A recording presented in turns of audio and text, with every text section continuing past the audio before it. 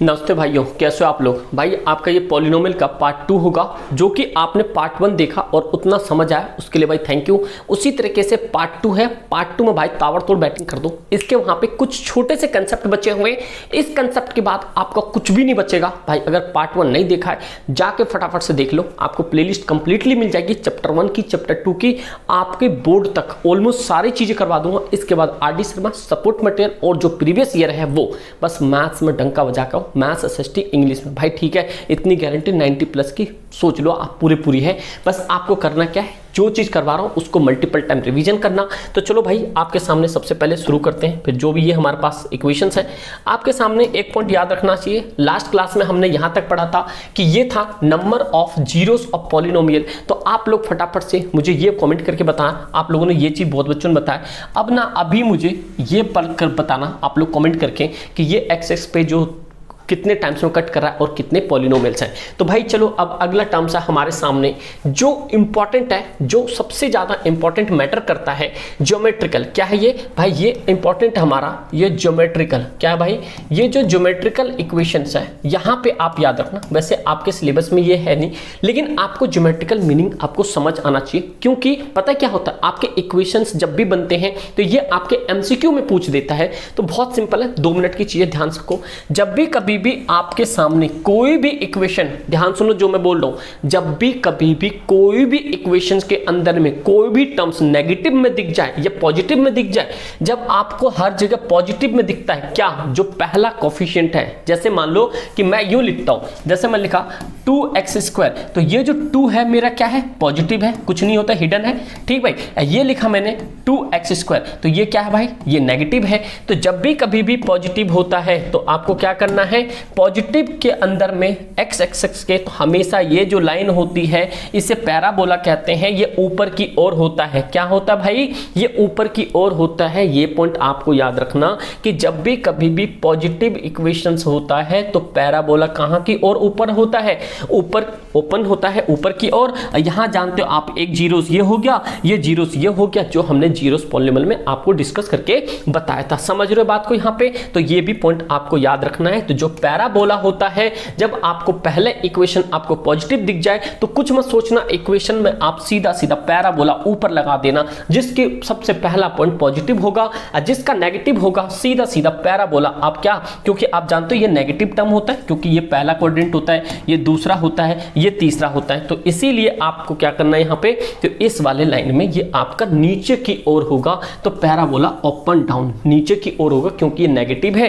ये ऊपर वाला क्या होता है? ये पॉजिटिव होता है। तो ये भी पॉइंट आपको याद रखना है, क्योंकि ये सारे क्या है, ये पॉजिटिव वाले इक्वेशंस होते हैं मोस्टली। तो ये पॉजिटिव में एक जा रहा है और यहाँ पे एक पॉजिटिव है, ये वाला जो है एरिया, एक पॉजिटिव, ये नेगेटिव, ये नेगेटिव, तो ये दोनों कौन सा एरिया बन गया? नेगेटिव वाला, इसलिए ये नेगेटिव में स्लोप हो रहा है। और कितने जीरोस पे? 2 जीरोस पे। तो सिंपल सी बात है कि जब भी पैराबोला की बात आएगा आपको इक्वेशन चेक करना है। अगर प्लस इक्वेशन है तो ऊपर की ओर चला जाएगा, जो कि आपको पता है ये ओपन अप होगा, ऊपर की ओर होगा। और जब भी नेगेटिव आ जाएगा तो ये कैसे होगा? नीचे की ओर होगा। बहुत सिंपल सा फंडा है, ठीक है भाई, समझ रहे हो बात को यहाँ पे? चलो आगे की ओर देखते हैं कहना क्या है भाई। इसके 3 केस बनते हैं, जहां पे आपको देखना है कि केस फर्स्ट में देखना आपको, the graph cut x axis at the 2 distinct point A and a minute. जब भी देखो आपको क्या है, जब भी ग्राफ आपको 2 जगह काटती है, जैसे आप यहाँ पे देख लो, एक पॉइंट यहाँ पे है, एक पॉइंट यहाँ पे, आपको पता है ये कैसा पॉइंट है, इधर पॉजिटिव वाला है, तो ये जो है यहाँ पे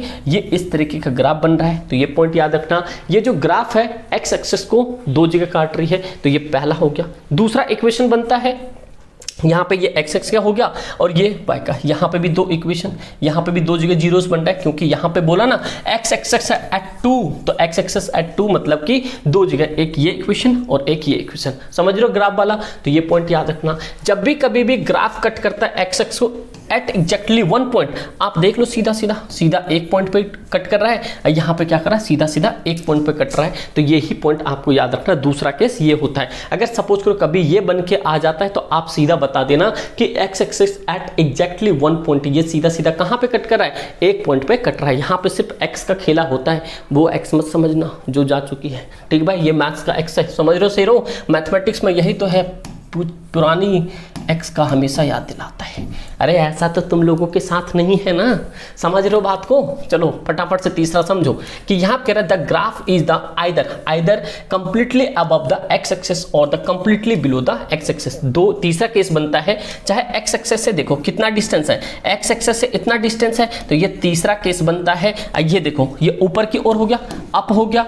ये जो एक्स एक्सिस से देखो कितना डाउन है, ये आपका डाउन हो गया। ये आपके सीबीएसई में आए हुए भी एमसीक्यू है। तो मेरे भाई इस तरह की चीजों को मिस बिल्कुल भी मत करना, बोर्ड में डंका बजा दो, ठीक है मेरे शेर से नहीं हो। नेक्स्ट पॉइंट है आपके सामने जो है relationship between zeros and coefficient and linear polynomial, जहां से आपके क्वेश्चंस बनते ही बनते हैं। तो मेरे शेर से नहीं हो, आपको करना क्या है, बहुत आसान से है। आपके चैप्टर ये टॉपिक ये आ भी रहे हैं, तो आपको जनरल फॉर्म याद रखना है कि कैसे होता है, क्या होता है। तो ये अब हम आगे चलेंगे। कोफिशिएंट जैसे मान लो यहाँ पे बोल दिया, यहाँ पे एक इक्वेशन 2 की पावर 5 प्लस में यहाँ पे 10 की पावर 2 प्लस में 5। अब हमारे पास ये एक स्टैंडर्ड इक्वेशन हो गया। इससे हम रिलेशन चेक करवाएंगे कैसे कैसे बनना है, जैसे आप सामने चेक कर रहे हो, ठीक है भाई। देखो कैसे होता है, कैसे होता है। एक सिंपल सा इक्वेशन है, सपोज करो आपके सामने ये रिलेशंस वाला दे रखा है। एक क्वेश्चन दिया था मैंने इसमें, देखो ये था, ये क्वेश्चन है हमारे सामने, हमें पता करना है कि क्या रिलेशंस है। तो आप देखो ये क्या है,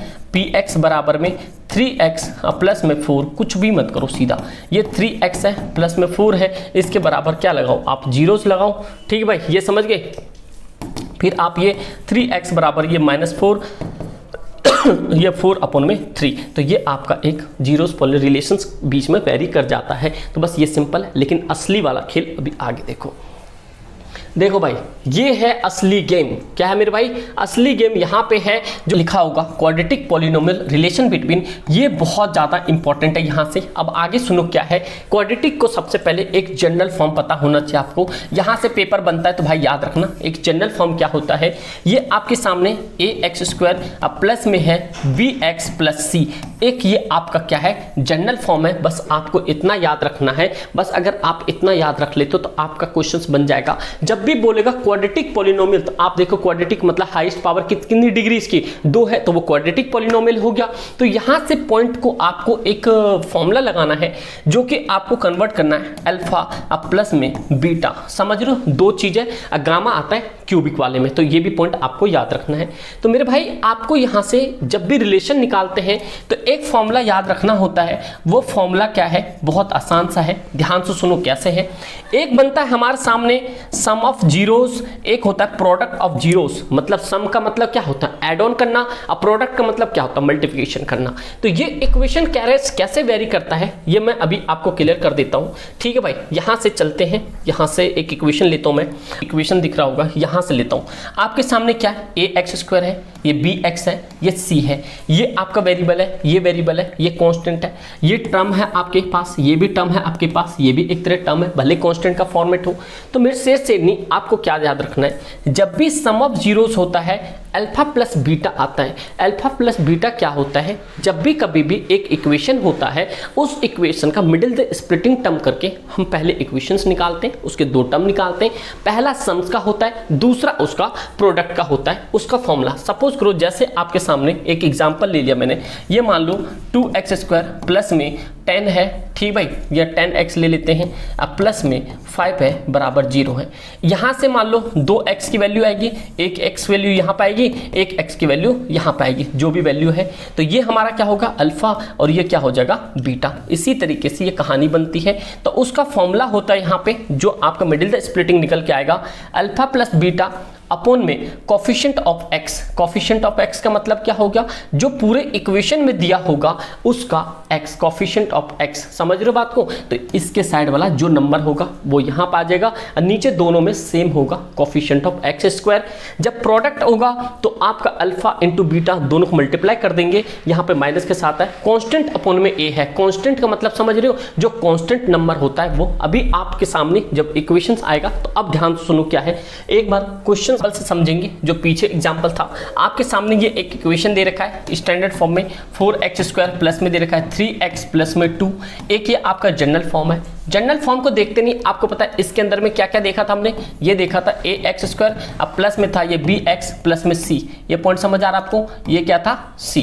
तो मेरे भाई आपको क्या करना होता है, जब भी क्वाड्रेटिक पॉलिनोमियल होता है, आपने पीछे देखा अल्फा प्लस बीटा होता है, अल्फा इंटू प्रोडक्ट में अल्फा इंटू बीटा होता है, समझ गए। यहाँ पे जो इसका टर्म्स निकलता है मैंने आपको बता दिया था, पहले कोफिशिएंट ऑफ एक्स होता है, ये कोफिशिएंट ऑफ एक्स होता है और नीचे होता है कोफिशिएंट ऑफ एक्स स्क्वायर, यहाँ होता है कांस्टेंट ऑफ, नीचे होता है कोफिशिएंट ऑफ एक्स स्क्वायर। अब देखो आगे, यहां से पॉइंट आपको समझना होगा, जो कोफिशिएंट ऑफ एक्स था ये आपका बी कहलाता है, नीचे आपका ए कहलाता है, क्योंकि कोफिशिएंट ऑफ एक्स स्क्वायर ये हो गया और कोफिशिएंट ऑफ एक्स ये हो गया। जब इनटू करते तो कांस्टेंट अपन में ए आता है, ए की वैल्यू आपके सामने कितना है, यहाँ 4 है, बी की वैल्यू 3 है, 2 सी की वैल्यू 2 है।